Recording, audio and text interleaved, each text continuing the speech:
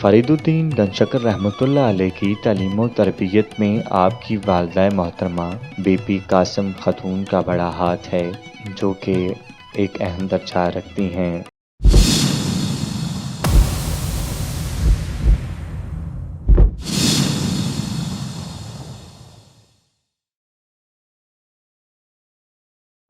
اللہ محمد چار یار حاجی خواجہ کتب فرید حق فرید جعفری۔ السلام علیکم ناظرین، میں ہوں محمد شہباز اور آپ دیکھ رہے ہیں سونک پی کے ٹی وی۔ اس وقت جس درگاہ پہ ہم موجود ہیں وہ کسی تعارف کی محتاج نہیں ہے۔ حضرت خواجہ فرید الدین مسعود گنجشکر رحمۃ اللہ علیہ کے مزار پہ اس وقت ہم موجود ہیں۔ آئیے ہم آپ کو دکھاتے ہیں یہاں پر کس طرح سے انتظامات کیے گئے ہیں، کون کون سی ہستیاں یہاں پر موجود ہیں۔ یاران طریقت اس بات سے بخوبی واقف ہیں کہ وطن عزیز پاکستان میں سلسلہ چشتیہ کے 3 بڑے بزرگوں میں سے پہلے نمبر پر حضرت بابا فرید مسعود الدین گنجشکر رحمۃ اللہ علیہ ہیں۔ صدائے عظیم دین کا ہی فیضان خاص ہے، اور آج ہم کو کریا کریا نگر نگر سے دیا جلانے کے مصداق انہی بزرگان دین کے روحانی چراغوں سے روشنی پھوٹتی ہوئی نظر آ رہی ہے، جن کے سبب آج ہم خوش قسمتی سے دائرہ اسلام میں داخل ہیں۔ خواجگان چشت کے عظیم بزرگ حضرت بابا فرید الدین مسعود گنجشکر کی ولادت باسعادت رمضان شریف کے آغاز میں ملتان شریف کے ایک قصبہ کہبتوال میں ہوئی۔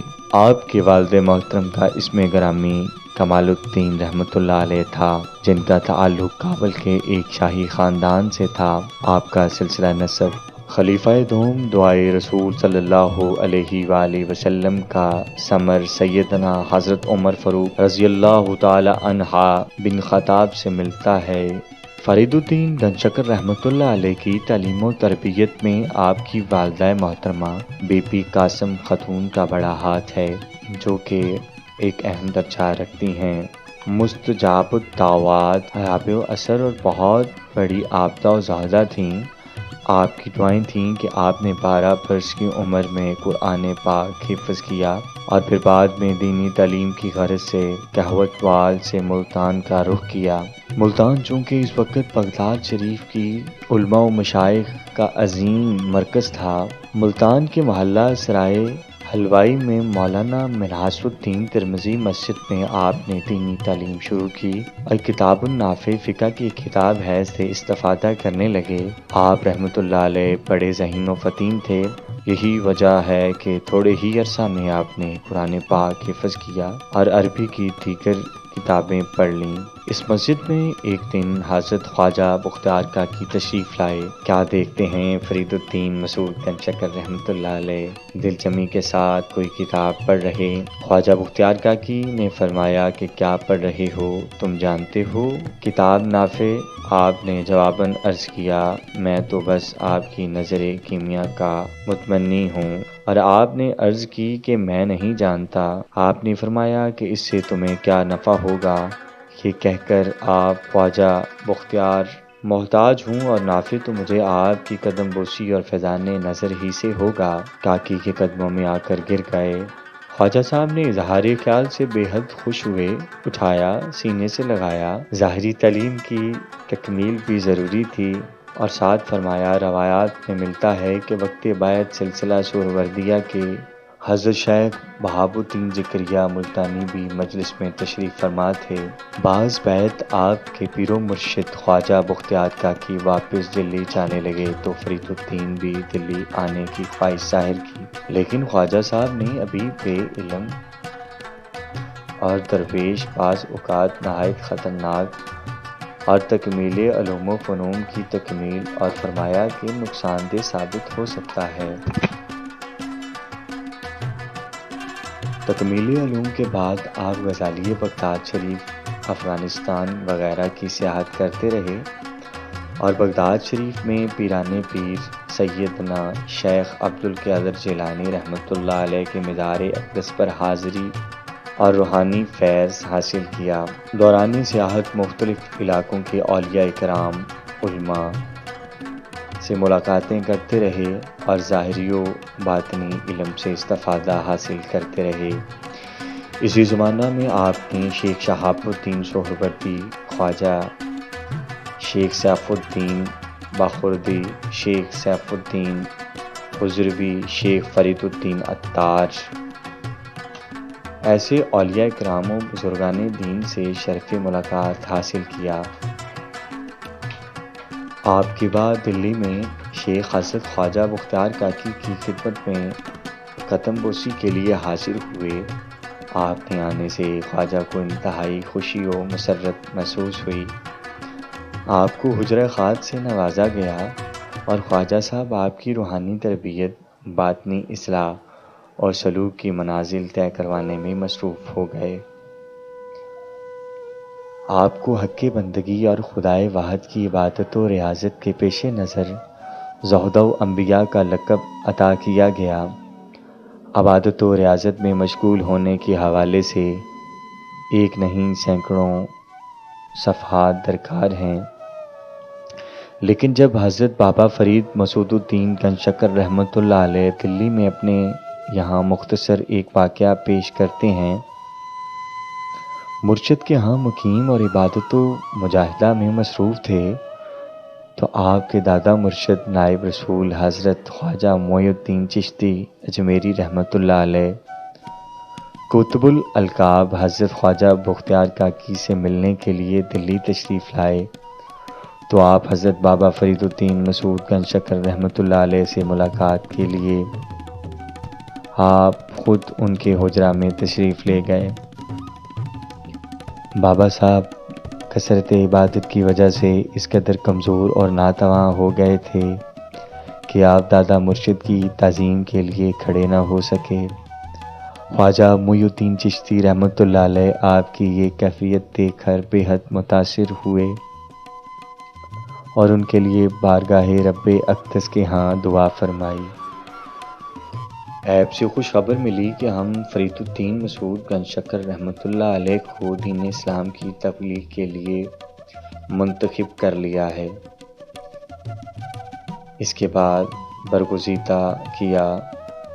یہی وہ کام تھا کہ جب معین الدین چشتی رحمۃ اللہ علیہ نے آپ کی خلعت درویشی ادا کرتے ہوئے روحانی فیض سے بھرپور کیا، اور پھر خواجہ بختیار کاکی نے بھی خلافت دستار اپنے دست مبارک سے شفقت و محبت کے ساتھ آپ کے سر مبارک پر رکھی۔ خواجہ معین الدین چشتی رحمۃ اللہ علیہ حضرت بختیار کاکی کو مخاطب کرتے ہوئے فرمایا، تم نے ایک عظیم شہباز پکڑا ہوا ہے جس کا آشیانہ سدرۃ المنتہا کے علاوہ اور نہیں بن سکتا۔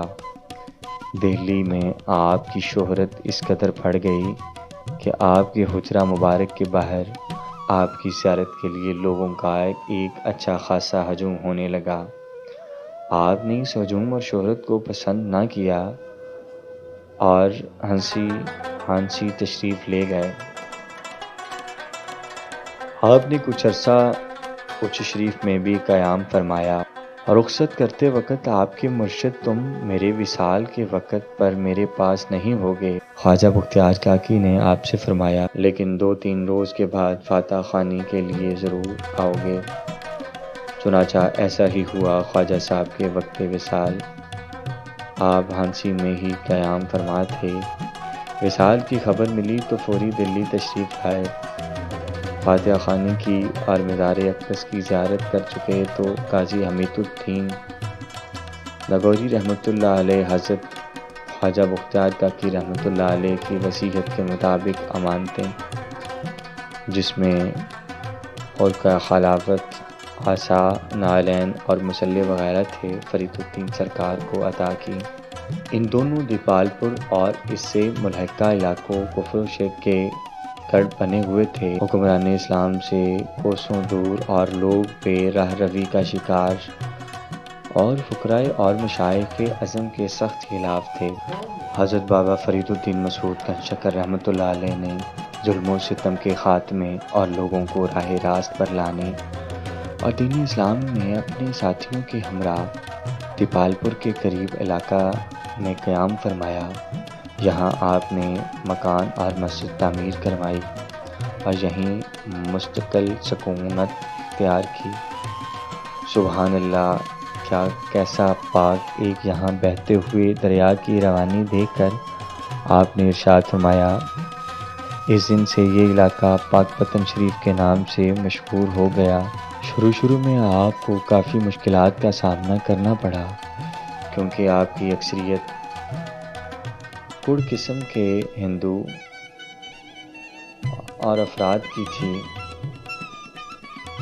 جنہوں نے آپ کو بہت ستایا اور بے رخی کا مظاہرہ کیا، مگر آپ نے ہمت نہ ہاری اور استقامت کے ساتھ اپنے کام پر ڈٹے رہے، کیونکہ آپ کا مقصد صرف اور صرف رضا الہی تھا، نہ کہ جاہ و حشمت و شہرت۔ حسن اخلاق اور بے لوث محبت یقیناً کسی کو بھی اپنا بنانے کے لیے آپ نے عبادت و ریاضت، علمی تدبر، فہم و فراست، حسن اخلاق سے لوگوں کو اپنا گرویدہ کر لیا۔ حسن اخلاق اور بے لوث محبت یقیناً کسی کو اپنا بنانے کے لیے کافی ہے۔ دین اسلام کے سلسلہ میں مسلسل جد و جہد کے بعد آخرکار ایک وقت آیا کہ اس قدر آپ کے در دولت پر حاضر ہوئے کہ آدھی رات تک آپ کے ہاں ہجوم رہتا۔ آپ سب کے ساتھ محبت و اخلاق، خندہ پیشانی، مساوات سے پیش آتے، سب کو طرح طرح کے کھانے کھلاتے، غربا و مساکین کی مدد کرتے، اپنے در سے کسی کو خالی نہ جانے دیتے۔ آپ کے اسی حسن عمل سے متاثر ہو کر لوگ جھوک در جھوک آپ کی خدمت اقدس میں حاضر ہو کر مشرف با اسلام ہونے لگے۔ روایات میں ملتا ہے آپ نے پنجاب میں 35 ذاتوں کو مسلمان کیا۔ یہ سبھی کچھ تبھی ممکن ہوا جب آپ نے صرف گفتار ہی سے نہیں بلکہ کرتے ہوئے دین اسلام کی تبلیغ کا بیڑا اٹھایا۔ آپ نے اپنے مریدین سے اکثر فرمایا کہ اگر 2 آدمی بھی ہوں تو نماز باجماعت ہی ادا کرنی چاہیے، اور ایک جگہ فرمایا کہ 18,000 عالم میں جو دینی و دنیاوی نعمتیں رب اقدس نے پیدا فرمائی ہے وہ دراصل نماز ہی ہے۔ آخر میں آپ کے چند ملفوظات پیش خدمت ہیں کہ یہی مضمون کا اصل حاصل ہے۔ آپ نے فرمایا، جو تم سے ڈرتا ہے تم اس سے ڈرو، اپنی عیب کو ہمیشہ پس نظر رکھو۔ اگر عزت اور سربلندی چاہتے ہو تو شکستہ دلوں کے پاس بیٹھو، اگر تم ذلیل و رسوا نہیں ہونا چاہتے تو کبھی کسی سے جھگڑا نہ کرو۔ جب اہل دولت لوگوں کے پاس بیٹھو گے تو دین اسلام کو فراموش نہ کرو۔ دنیاوی جاہ و مال کے لیے اندیشہ و فکر نہ ہو۔ جاہل اور نادان کو زندہ خیال نہ کر، باطن ظاہر سے عمدہ اور بہتر رکھو۔ خدا طرز وزیر کی سپردگی میں ملک دینا چاہیے۔ علم دین کی حفاظت و نگہداشت کرو۔ 4 چیزیں ایسی ہیں جن کے بابت 700 مشائخ اعظام اور بزرگوں سے ہے۔ آپ نے فرمایا کہ جب سوال کیا تو سب نے ایک ہی جواب دیا، اولیاء۔ یہ کہ تمام لوگوں میں سے سب سے زیادہ دولت مند اور مالدار کون ہے؟ جواب دیا کہ قناعت کرنے والا۔ سب سے زیادہ لوگوں میں محتاج کون ہے؟ جواب ملا، جو قناعت کو ترک کرتا ہے۔ حقیقت میں صوفی وہ ہے جس کے متعلق فرمایا، صوفی ایک مجلس میں آپ نے برکت کی وجہ سے تمام چیزیں صفائی قبول کر لیں اور اسے کوئی چیز سنگلودہ نہ کر سکے۔ فرمایا کہ بہت سی باتیں ایسی ہوتی ہیں جو دل کو غافل کر دیتی ہیں، اگر بات اول آخر اللہ تعالیٰ کے لیے ہو تو زبان سے نکالنے، ورنہ خاموشی بہتر ہے۔ جب خدا کی مقرر کردہ تکلیف ہو تو اس پر اعتراض نہ کرو۔ طریقت کے ساتھ ساتھ احکامات شریعت کی پابندی بھی ضروری ہے۔ محرم الحرام 668 ہجری کو آپ پر بیماری کا غلبہ ہوا آپ نے نماز عشاء باجماعت ادا کی اور نماز سے 5 کا ورد کرنے لگے۔ اسی حالت میں یا حیو یا قیوم فارغ ہو کر سجدہ میں سر رکھتے ہوئے دنیا فانی سے رخصت ہو کر اپنے خالق حقیقی سے جا ملے۔ آپ کا سالانہ عرس مقدس 5 محرم الحرام کو انتہائی عقیدت و احترام اور شایان شان طریقے سے کھولا جاتا ہے، جس میں بہشتی دروازہ منایا جاتا ہے۔ اس موقع پر آپ کے مدار اقدس پر لوگ جا کر حاضری دینا اپنی سعادت سمجھتے ہیں، اور اس کی تقریبات میں نہ صرف پاکستان بھر سے لوگ آتے ہیں بلکہ پوری دنیا سے لوگ یہاں فیض پانے آتے ہیں۔ پروردگار عالم کی بارگاہ اقدس میں دعا ہے، اللہ تعالی ہمیں اپنے پیارے حبیب کے صدقے اسلام میں پورا داخل ہونے کی توفیق عطا فرمائے، اور خرافات سے بچتے ہوئے اولیاء اکرام کے ساتھ ساتھ محبت اور ان کے نقش قدم پر چلنے کی توفیق عطا فرمائے۔ یا حیو یا قیوم صلی اللہ علیہ وآلہ وسلم۔